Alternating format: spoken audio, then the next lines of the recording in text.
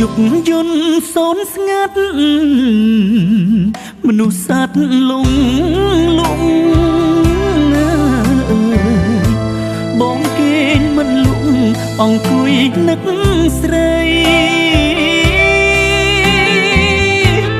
ក្រោមពន់លឺខែពេញបរមីចាំមើលផ្លូវថ្លៃទាំងអស់សងខឹមយូរខែយូរឆ្នាំអូនទៅស្រុកគេអូនមានដឹងទេថាបងបារម្ភតាំងពីកូនតូចរហូតកូនធំនៅមិនឃើញមុំវើតាមសន្យាឬដល់ស្រុកគេអូនភ្លេចស្រុកខ្មែរ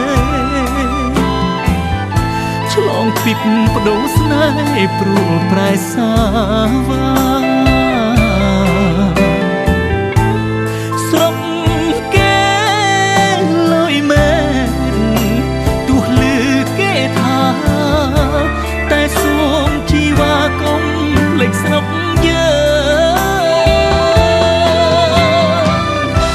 មានដឹងខ្លួនទេស្រុកខ្មែរចាំអូនទាំងបងទាំងកូនចាំគ្រប់ដងហើយ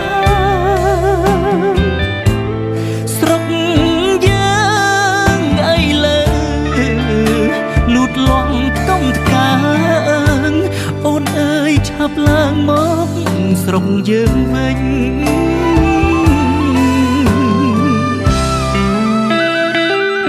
បងចង់ប្រាប់អូនថាទោះបីស្រុកគេលួចប៉ុណ្ណាក៏ដោយ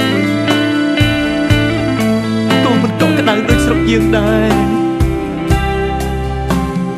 ត្រឡប់មកវិញណាអូនណាបងរងចាំអូន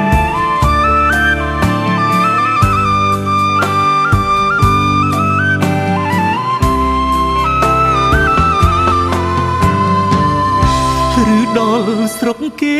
អូនភ្លេចស្រុកខ្មែរឆ្លងទ្វីបបដូរស្នេហ៍ព្រួលប្រែ